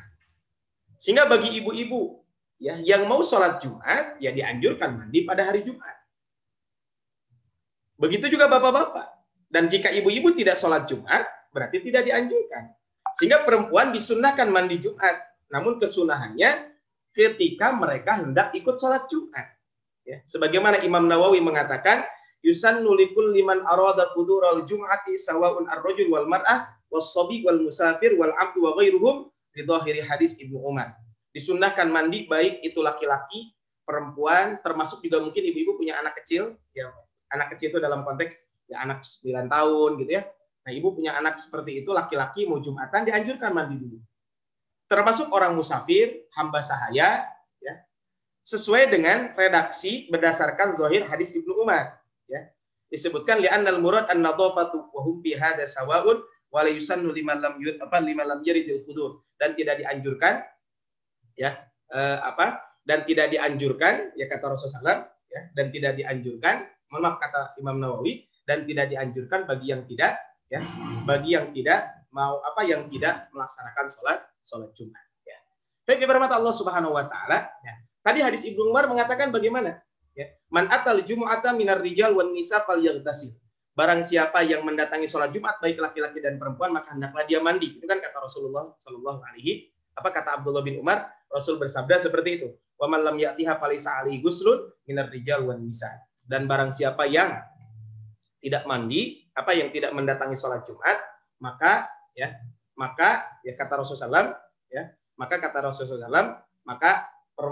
bagi laki-laki dan perempuan itu tidak dianjurkan, tidak disunnahkan untuk mandi pada hari Jumat. Tapi rahmat Allah Subhanahu wa taala itu adalah kaitan dengan beberapa fikih ibadah kaitan dengan wanita. Masih ada beberapa poin ya. Mungkin yang akan saya sampaikan kaitan dengan fikih wanita berkaitan dengan Jumat dengan fikih ibadah ini, perempuan dan ibadah ini.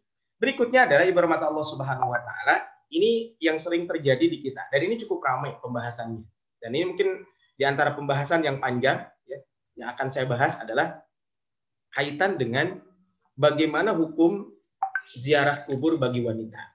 Ya. Jadi bagaimana hukum ziarah kubur bagi wanita. Ini kan ziarah kubur itu bagi laki-laki sepakat dianjurkan. Bagi laki-laki sekali lagi. Bagaimana bagi perempuan? Ini ziarah kubur bagi wanita. Ya bisa jadi mungkin di bermata Allah Subhanahu wa taala ya ziarah kubur di sini kan bisa jadi ada tetangga kita meninggal dunia. Ya, kan kewajiban kita adalah kalau ada orang meninggal dunia kan fardu kifayah itu kan 1 memandikan, 2 mengkafani, 3 mensolatkan, 4 mengantarkan jenazah ke makam. Nah, ini kan yang 3 disepakati. Kemudian yang keempat bagaimana kalau perempuan mengantarkan jenazah ke makam. Nah kalau di kampung saya di Ciparai itu di masjid dekat dari sejak kecil saya aktivitas ngaji dari sebagainya di situ memang tidak diwajibkan di situ ya.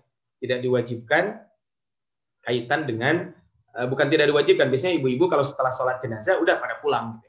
Termasuk keluarganya dan sebagainya pun tidak ikut ke makam jika perempuan ya, ada yang seperti itu, tapi ada juga yang suka ke makam dan sebagainya. Bagaimana kita menyikapinya ya, ini kan bisa jadi di antara ibu-ibu juga ada yang saya mah nggak mau ziarah ke makam dan sebagainya gitu ya. Nah bagaimana kita menyikapi tentang perbedaan ini, kita lihat di sini bahwa kalau kita lihat hadis-hadis Nabi SAW ya, saya bacakan dulu hadis-hadis Nabi ya.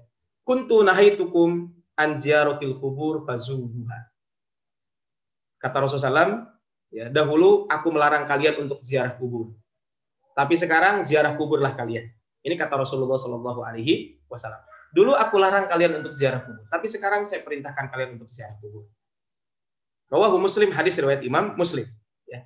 Bahkan dalam hadis lain, paman arada an yazural kubur fal yazur, fa innaha tudzakkirunal akhirah. Barang siapa yang ingin untuk ziarah kubur, maka lakukanlah. Karena dengan ziarah kubur akan mengingat yang namanya kematian. Ini kata Rasulullah SAW. Ya, ini kaitan dengan ini. Ini hadis pertama. Hadis kedua, an Aisyah anha qalat, kana Rasulullah kullama kana lailatuha min Rasulullah SAW yakhruju min akhiril laili ilal baqi. Ya. Ketika kata Aisyah, dahulu ketika Rasulullah SAW giliran malamnya bersama Rasul, maksudnya kan Rasul ada beberapa istri, ketika jadwal di Aisyah, mungkin bahasa kita gitu, maka di penghujung malam biasanya beliau keluar ke pemakaman Baqi, ya, ke pemakaman Baqi. Ya tahu ya Baqi yang ada di samping, kalau arah kiblat samping kiri Masjid Nabawi.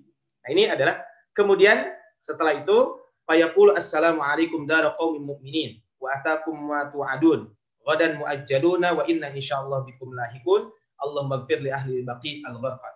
Rasul mendoakan penduduk Baqi ini. Ini adalah hadis yang kedua. Artinya Rasul selalu ziarah kubur.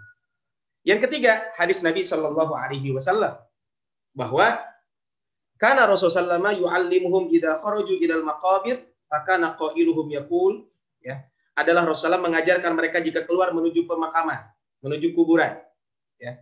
Kemudian fakana qailuhum, ya, maka yang mereka ucapkan adalah, ya, riwayat Abi Bakar assalamu ala ahli diyar wa fi riwayat Zuhair assalamu alaikum ahli diyar minal mu'minin wal muslimin wa inna insyaallah lalahikun as'alullah lana wa lakum al-afiyah. Ini diantara doa kalau kita ziarah ke Makkah.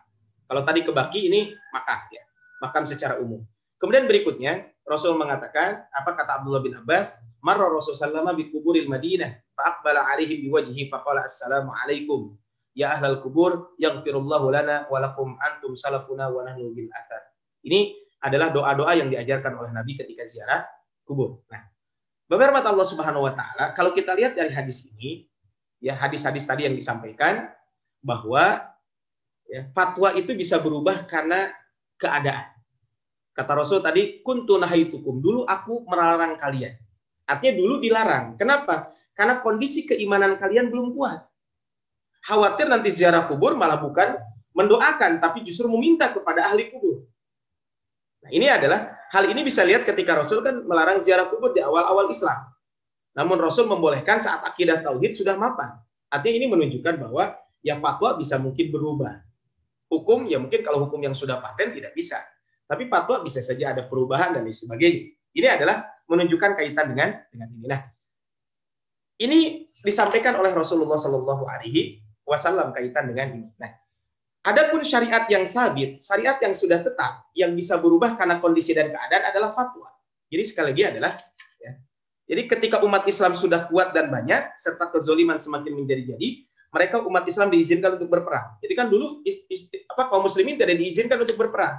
Tapi ketika sudah kuat, maka kaum muslimin diizinkan untuk berperang. Ini kan menunjukkan bahwa fatwa bisa berubah. Nah, artinya bahwa syariat Islam ini sudah tetap.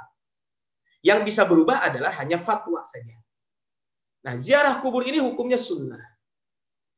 Terutama bagi laki-laki. Ini sepakat. Sunnah bagi laki-laki. Dan ini menjadi pendapat jumhur ulama. Bahkan ada yang mengatakan konsensus para ulama. Jadi ijma para ulama. Syekh Abdul A'la Al-Mubarakfuri, beliau mengatakan fazuruha. Ini ada ungkapan, maka hendaklah kalian ziarah kubur, kata Rasul. Al-amru lirrukhsah amil istihbab. Apakah perintah ini rukhsah atau sunnah? Wa alih jumhur, dan itu adalah pendapat jumhur. Bal idda'a ba'dhum al-ijma'. Bahkan sebagian menganggap itu adalah ijma'. Jadi ini adalah perintah ini menunjukkan keringanan atau menunjukkan tentang kesunnahan. Dan jumhur mengatakan itu adalah sunnah. Nah, ini kan bagi laki-laki. Sekarang bagaimana bagi perempuan? Bagi ibu-ibu. Ibu-ibu ingin ziarah kubur. Bagaimana nih hukumnya ziarah kubur bagi perempuan? Ibarat Allah Subhanahu wa taala, kalau kita berbicara tentang ziarah kubur bagi perempuan, kita lihat dalam literatur fikih memang ya ada dua pandangan ulama. Ya. Jadi adapun bagi perempuan, para ulama berbeda pendapat. Pendapat pertama mengatakan bahwa ya, ziarah kubur bagi wanita itu adalah boleh. Apa dasarnya boleh? Dasarnya adalah tadi kata Rasul, fazuruha. Maka berziarahlah kalian. Nah, perintah ini kan berlaku buat laki-laki dan perempuan. Ya. Kenapa? Karena ya, yang namanya ziarah kubur ya buat laki-laki dan perempuan. Dengan ziarah kubur, kata Rasul tadi, akan banyak mengingat kematian.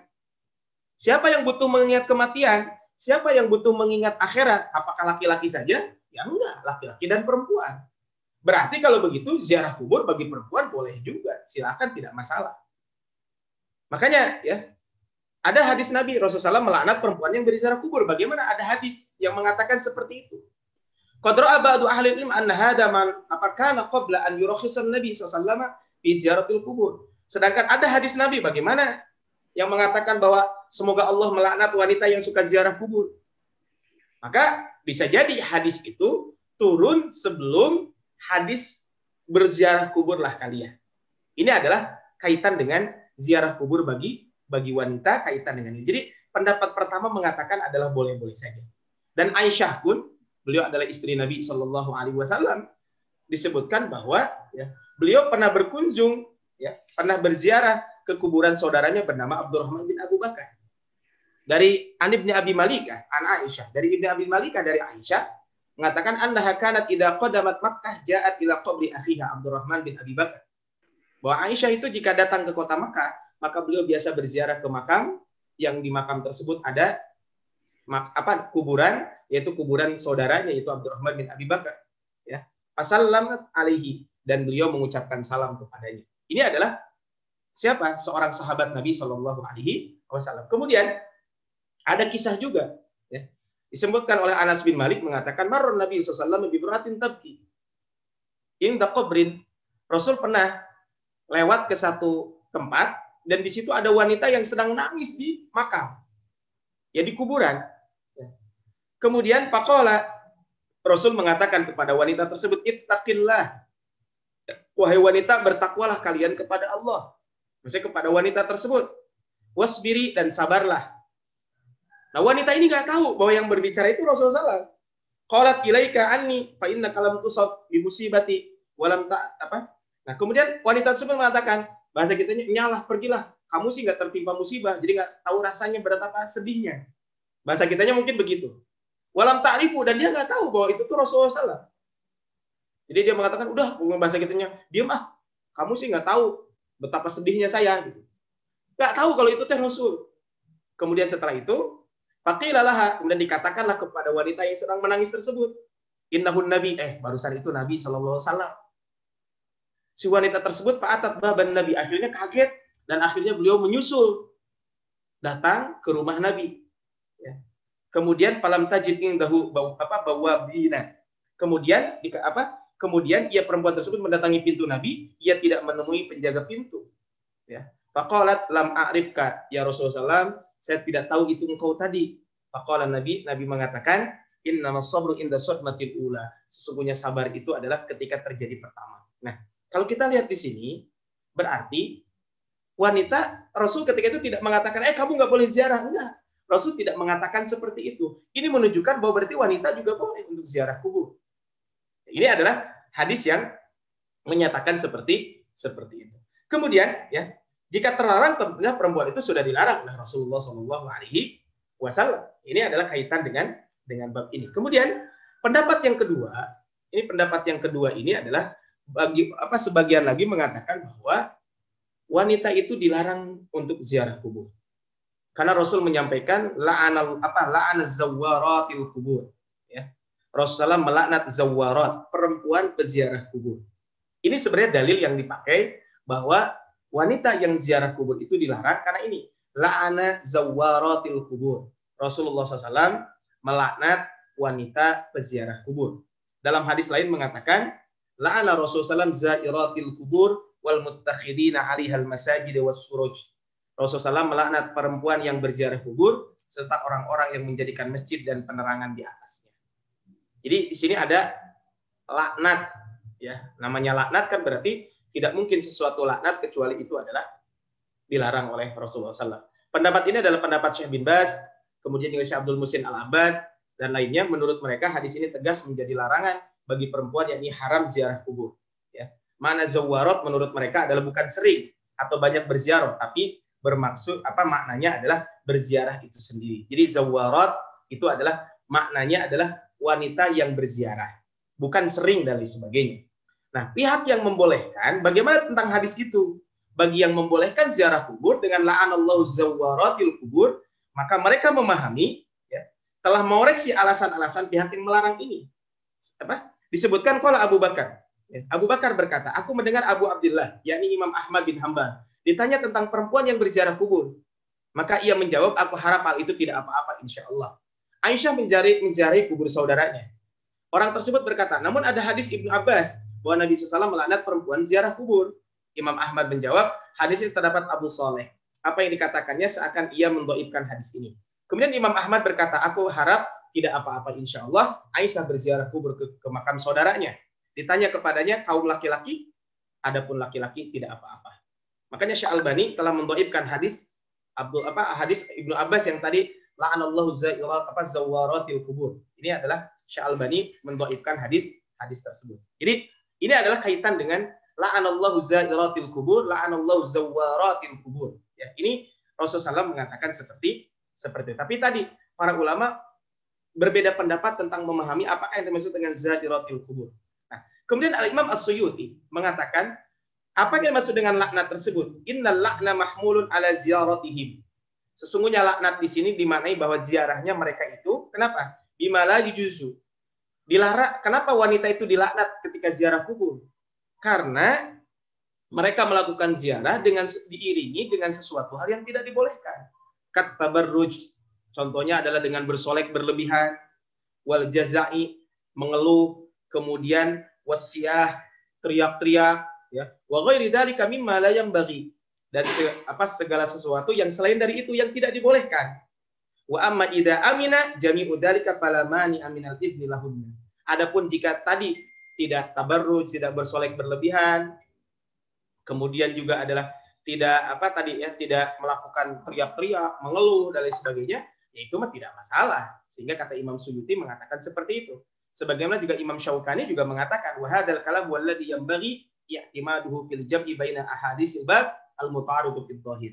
Maka kata Imam Asy-Syaukani, dan ini adalah perkataan yang tepat untuk dijadikan pegangan dalam mengkompromikan hadis-hadis seolah-olah hadis ini bertentangan, yang ini melaknat, yang ini boleh, gitu kan? Sehingga adalah digabungkanlah seperti itu. Laknat jika perempuan tersebut melakukan ziarah kuburnya berlebih-lebihan dalam konteks bersolek dan lain sebagainya. Nah, ibarat mata Allah Subhanahu wa taala. Jadi kalau kita lihat bagaimana wanita berziarah kubur, kesimpulannya adalah berdasarkan ya penjelasan tadi, maka ya pendapat yang membolehkan adalah pendapat yang paling kuat, wallahu a'lam. Dilihat dari banyak sisi. Hadis-hadisnya jauh lebih banyak jumlahnya, lebih kuat dalam periwayatannya dan lebih beragam jenisnya. Baik qauliyah ucapan ataupun fi'liyah persetujuan baik itu qauliyah ucapan, takririyah persetujuan. Ya. Persetujuan siapa? Rasulullah Shallallahu Alaihi Wasallam. Tadi kan seorang wanita yang sedang berziarah kubur yang nangis itu kan, maka Rasul ya tidak melarang kaitan dengan ziarahnya, tapi Rasul melarang adalah jangan an-niyahah. Ya, ini disebutkan dalam Sahih Bukhari, Sahih Muslim dan lain sebagainya. Ini kan dari sisi kesohihannya juga lebih kuat. Ya. Hadis ini yang berlaku umum laki-laki dan perempuan. Ada pula khusus perempuan. Sementara itu hadis yang paling kuat tentang pelarangan diriwayatkan oleh sedikit dan diragukan kesohihannya.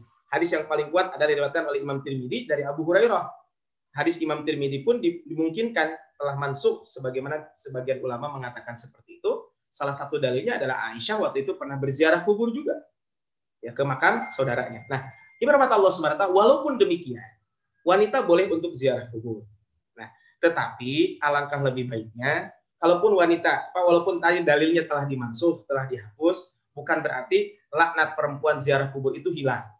Melainkan terlaknat perempuan yang berziarah kubur, sebagaimana dikatakan oleh Imam Al-Qarni, Imam Al-Qurtubi, dan Imam As-Suyuti dan lainnya, yang dikuatkan oleh Imam Asy-Syaukani.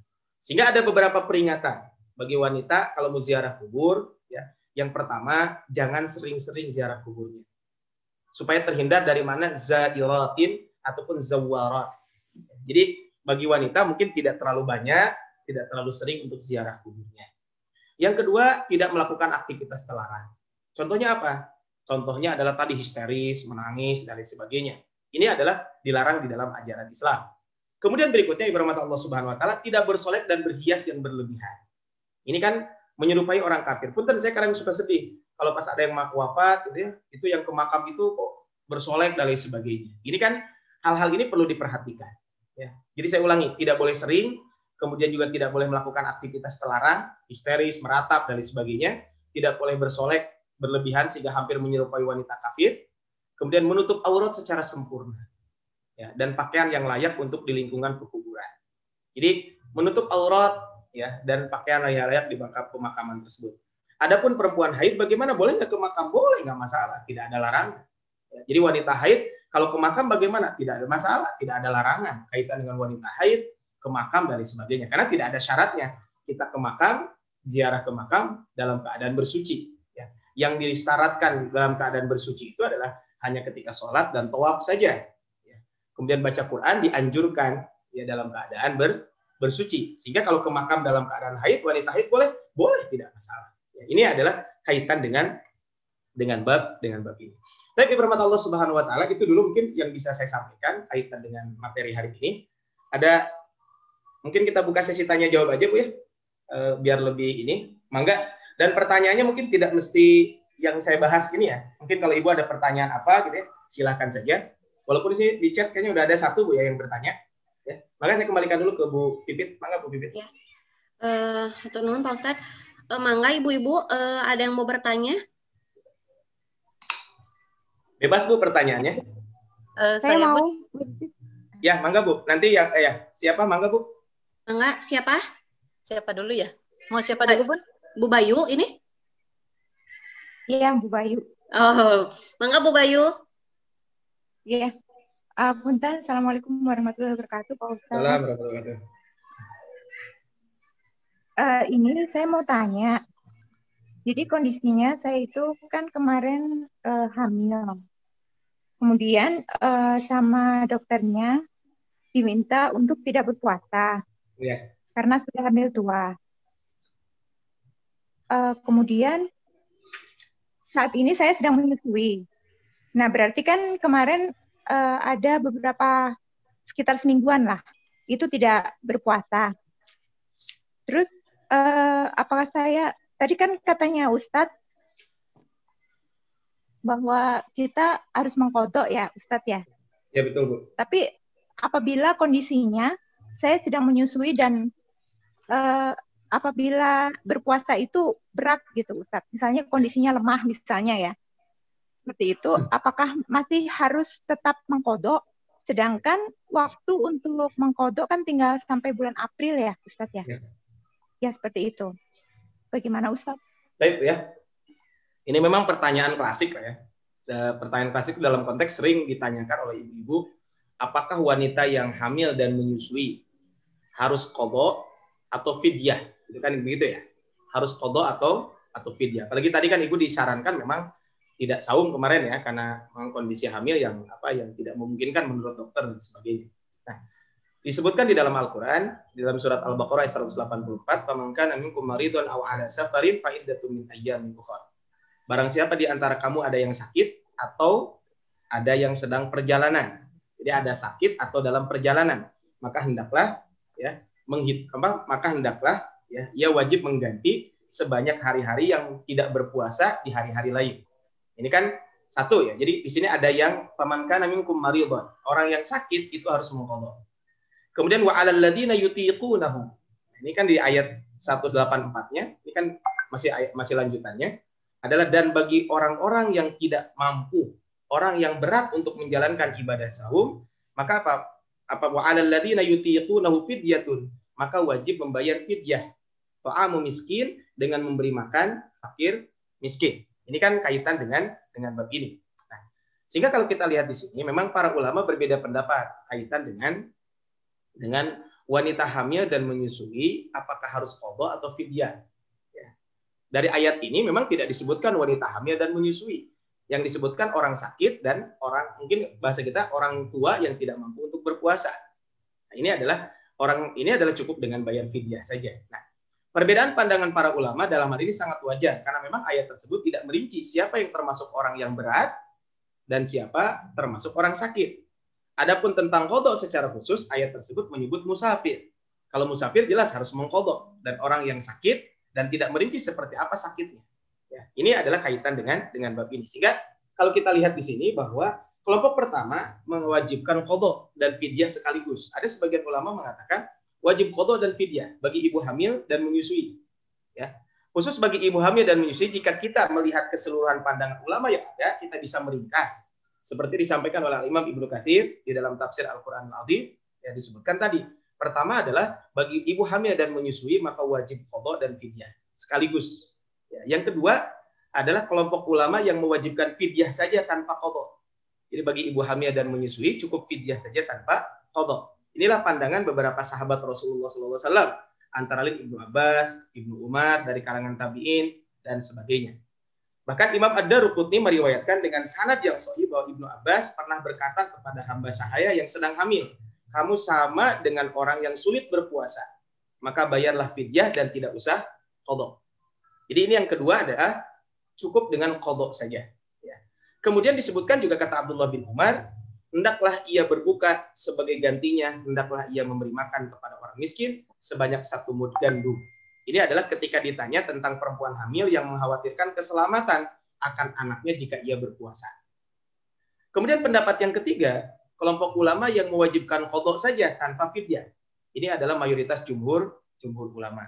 Kemudian yang keempat adalah kelompok keempat ini adalah kelompok ulama yang mengatakan tidak qadha juga tidak fidyah. Ini menggala ya, ini pendapat ini. Tapi kita yang masyhur adalah 3 tadi. Demikian berbagai perbedaan pandangan di antara para ulama. Lantas pendapat mana sebaiknya yang kita ikuti? Ini kan jadi pertanyaan, pendapat mana yang kita ikuti? Ya. Wa hakadza kana katsirun minan nisa fil azminatil madiyah. Banyak ibu yang hamil bertepatan dengan bulan fil azminatil madiyah, maka ya banyak ibu hamil bertepatan dengan puasa di bulan Ramadan. Ya. Apa minar rahmati bimisli hadil mar'a. Ya. Dan di antara rahmat Allah ya bagi wanita ini, alla tukallaful qadha wa taktafi bil fidyah. Maka ya, jadi banyak ibu yang hamil bertepatan dengan bulan Ramadan merupakan rahmat dari Allah bagi mereka jika tidak dibebani kewajiban qadha, tetapi cukup dengan fidyah saja. Selain itu, hal ini merupakan kebaikan untuk fakir miskin serta orang-orang yang membutuhkan pertolongan materi. Namun bagi ibu-ibu yang masa kelahirannya jarang, sebagaimana umumnya ibu-ibu pada masa kita saat ini dan pada sebagian besar negara Islam, terutama di kota-kota yang kadang-kadang hanya mengalami 2 kali hamil dan 2 kali menyusui selama hidupnya, bagi mereka lebih tepat pendapat jumhur, yaitu qadha bukan fidyah. Jadi jika perempuan tersebut sulit puasa karena sering hamil dan selalu melalui bulan Ramadan, kalau nggak hamil menyusui, maka cukup dengan fidyah saja. Tetapi jika hamilnya jarang, ya cukup dengan qadha saja. Nah, terus gimana? Mungkin tadi pertanyaannya, kalau saya kan qadha sekarang tidak memungkinkan. Ya memang kalau ibu mau qadha seandainya tahun depan pun nggak masalah, karena kan memang kondisinya kondisi darurat kan seperti itu. Tapi tadi sekali lagi adalah para ulama berbeda pendapat kaitan dengan bab ini ya, kaitan dengan bab ini, misalnya dengan bab apakah ibu hamil dan menyusui wajib mengqadha atau wajib membayar fidyah. Itu Bu, barangkali Bu siapa tadi barusan? Ibu Bayu. Bu Bayu ya. Begitu Bu, barangkali wallahu a'lam. Oh iya, Ustaz. Iya. Ya, terima kasih penjelasannya, Ustaz. Sami-sami Bu. Nanti insya Allah saya buatkan tulisannya ya. Insya Allah mudah-mudahan di sela-sela mungkin saya mohon izin, cuman tidak langsung semua, mungkin termasuk pertanyaan tadi mungkin biar saya kirim. Ini harus banyak istirahat misalnya. Iya. Mangga Bu, kalau ada pertanyaan lain. Kalau enggak ini ada di chat ya. Ya, mangga yang di chat aja dulu, Pak Ustaz. Di chat direct message saya sih. Saya bacakan ya. Assalamualaikum Pak Ustadz, maaf mau tanya di luar topik. Saya mau tanya mengenai karyawan. Karyawan saya memiliki usaha dagang. Jika saya memiliki karyawan lalu yang bersangkutan melakukan keteledoran hingga menyebabkan barang saya hilang, dan sebagai bentuk punishment, berdosakah saya jika saya meminta karyawan tersebut mengganti kehilangan barangnya, atau tindakan apa yang seharusnya saya lakukan berdasarkan syariat? Jadi ya kalau karena keteledoran hilang, ya tidak apa-apa kita meminta ganti. Ya cuman juga jangan sampai boleh nggak contohnya? Ya kalau barang hilang, contohnya kayak di tempat parkir, kita kan parkir, kemudian kalau hilang kan diganti. Ya kalau karena keteledoran ya wajar dong. Nah itu mah keteledoran dia, sehingga dia wajib mengganti. Ya. Tapi kalau bukan karena keteledoran ya tentu tidak dibolehkan ya kita meminta ganti. Itu satu. Yang kedua, dilihat juga karyawannya. Contohnya kalau hilang barangnya harganya 20 juta, sedangkan gaji dia aja cuma 2 juta sebulan gitu ya. Ya kapan mau gantinya gitu ya. Nah, ini kan perlu dilihat, mungkin dari satu sisi boleh-boleh saja kita meminta ganti kepada dia karena keteledoran dia merusak barang, kemudian kita minta ganti sah-sah saja. Cuman juga mungkin dari sisi manusiawinya juga kita harus melihat juga ya. Seandainya ya ini juga karena ya sebagai bentuk perhatian juga buat dia ya, dia tidak teledor ya kita minta ganti rugi dan sebagainya. Itu boleh-boleh saja. Tapi dilihat juga situasi dan kondisinya. Seandainya dia kalau suruh ganti tidak mampu dan sebagainya, ya mungkin kalau sekali udahlah kita maafkan. Nanti yang kedua kali ya mungkin kalau kebiasaan ya nanti khawatir jadi membiarkan dia, itu kan tentu tidak benar juga kaitannya. Jadi boleh-boleh saja Bu ya. Jadi tadi melakukan punishment seperti itu. Karena kalau karena faktor keteledoran, tapi kalau bukan karena faktor keteledoran hilang, ya tentu itu mah kita tidak bisa menyalahkan ke dia. Itu barangkali Bu, Allahu a'lam. Maka ada yang lain?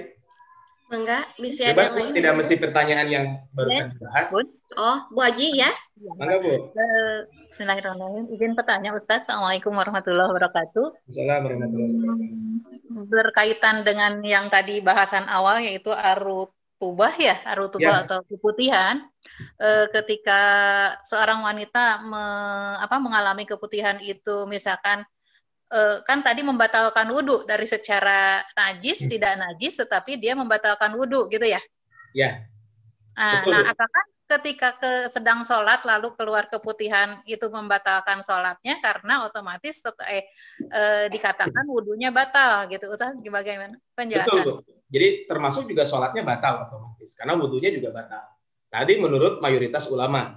Tapi menurut Ibnu Hazm tidak membatalkan wudhu, tentu sholatnya pun tidak batal. Jadi jumhur ulama mengatakan batal, tapi menurut Ibnu Hazm, kemudian Ibnu Taimiyah mengatakan itu tidak batal, ya.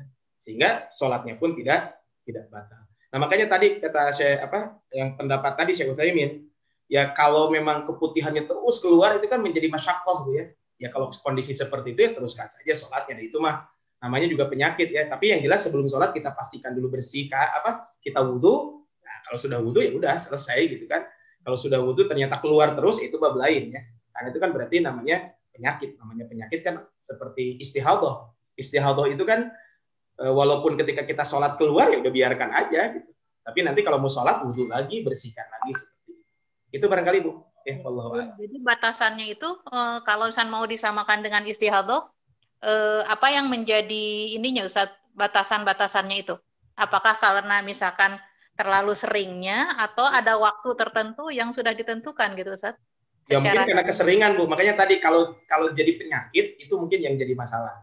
Jadi kalau penyakit kan namanya tadi kan disebutkan karena penyakit kan jadi masyaqqah. Tapi kalau sedikit kadang-kadang keluarnya dan sebagainya itu mah tentu bukan seperti istihadhah. Tapi yang keluar itu sering gitu kan, dalam waktunya itu juga sering terus keluarnya, dan mungkin ini juga perlu konsultasi ke dokter dan ya perlu diobatin tentunya kan seperti itu. Nah tentu untuk kalau istihadhah ini kan tidak bisa ke dokter lah istilahnya. Kalau untuk keputihan kan mungkin bisa konsultasikan ke dokter. Jika keluar terus banyak terus kan berarti ada sesuatu dan itu perlu diobati. Mungkin kata dokter ini penyakit yang harus segera diobati dan sebagainya. Nah, selama proses pengobatan kan tidak langsung sembuh kan. Nah, itu mungkin disebut dengan seperti istihadhah ya, kondisi seperti itu. Itu barangkali Bu, wallahu a'lam. Sami-sami. Mangga Bu, kalau ada yang lain pertanyaan bebas Bu, tidak apa? Enggak, ibu-ibu ada yang mau bertanya lagi? Ya. Boleh menambahkan Ustadz pertanyaan? Boleh Bu, mangga. Untuk masalah harta waris ya, bukan waris apa ya? Ketika seorang istri itu bercerai gitu ya, meminta talak, berarti yang menggugat perceraian, apakah itu punya hak atas hartanya tidak, Ustaz? Ya, kalau harta dia ya punya dia berarti. Nah, batasan hartanya itu, harta dia itu, misalkan yang perempuan itu dalam batas mana yang dikatakan harta dia? Apakah karena hasil kerjanya yang sehari-hari, atau apakah ketika dia misalkan punya penghasilan bulanan dihitung, atau bagaimana, Ustaz? Jadi gini Bu ya, kan pernah sampaikan dulu ya, bahwa harta suami punya suami kan begitu ya, harta istri punya istri kan itu ya. Nah, tetapi di dalam harta suami ada menjadi hak istri. Artinya ya dalam kondisi seperti ini ya berarti harta suami punya suami, harta istri punya istri. Nah, sehingga dalam Islam tidak ada istilah harta gono gini. Nah, makanya bagaimana kalau terjadi perceraian, ya itu mah disepakati saja antara laki-laki dan perempuan tersebut. Ya, jadi suami istri yang bercerai itu ya tinggal mereka menyepakati saja kaitan dengan hartanya. Kira-kira kalau mau dibagi dua ya mangga gitu ya. Ya yang jelas gini, kalau contohnya dia dapat warisan dari orang tuanya, dia punya uang di rekening tabungan, di rekeningnya punya uang, dan itu memang hasil jerih payahnya. Ya itu mah jelas kan punya beliau ya, punya istrinya ya.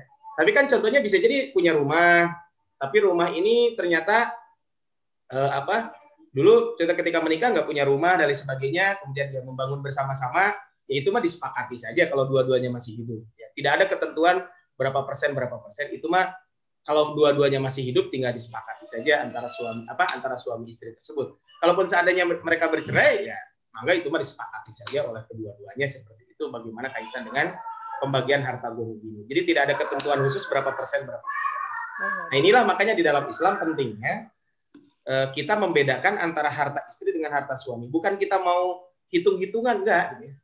Tadi konteksnya adalah kalau meninggal dunia kita pun tidak susah-susah untuk menghitung ini harta suami. Jadi seandainya suami ibu meninggal, seorang istri suaminya meninggal dunia, ya udah kan beres, si istri kan tidak bingung-bingung mana harta suami, harta suami. Atau seorang istri meninggal dunia, si suami juga nggak bingung, ini harta istri. Jadi tinggal dibagikan saja kan selesai. Itu yang salah satu hikmahnya. Bukan berarti kita mau hitung-hitungan, enggak sih sebenarnya. Cuman untuk memudahkan saja. Jadi tidak ada ketentuan secara khusus kaitan dengan harta gono gini, itu memang nggak disepakati saja Bu ya. Kalau dua-duanya masih hidup. Ya kalau tidak selesai ya mau nggak mau berarti nanti harus ke pengadilan. Dan kalau ke pengadilan biayanya mahal lah Bu. Seperti itu. Ya. Sami-sami Bu. Mangga ibu-ibu ada yang mau bertanya lagi?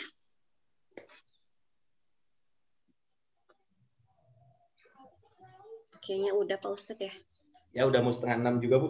Iya. Ya. Jazakallahu Pak Ustadz atas ilmunya. Semoga bisa menjadikan kebaikan buat kita semua.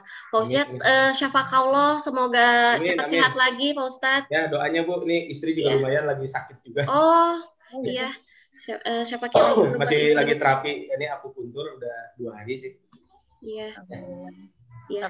Maka Bu jaga kesehatan semuanya buat keluarga juga di rumah. Ya mudah-mudahan wabah ini segera hilang dari Indonesia, dari kita, ya dari Indonesia dan dunia. Dan semoga Allah juga memberikan kesehatan kepada kita semuanya. Amin. Harus optimis Bu ya. Kita jangan menjadi orang-orang yang pesimis. Amin. Kita menjadi pribadi yang optimis seperti itu. Allahu a'lam. Amin. Jazakallah Pak Ustadz. Oh ya, mangga Bu. Salam, Hafiz. Saya izin pamit dulu boleh Bu? Ya, Mohon mangga Pak Ustadz. hatur nuhun, Ustaz. Ya, mangga Bu. Ya, assalamualaikum warahmatullahi wabarakatuh. Waalaikumsalam warahmatullahi wabarakatuh. Nanti saya beberapa tulisan sudah siap ya. Nanti mungkin saya kirim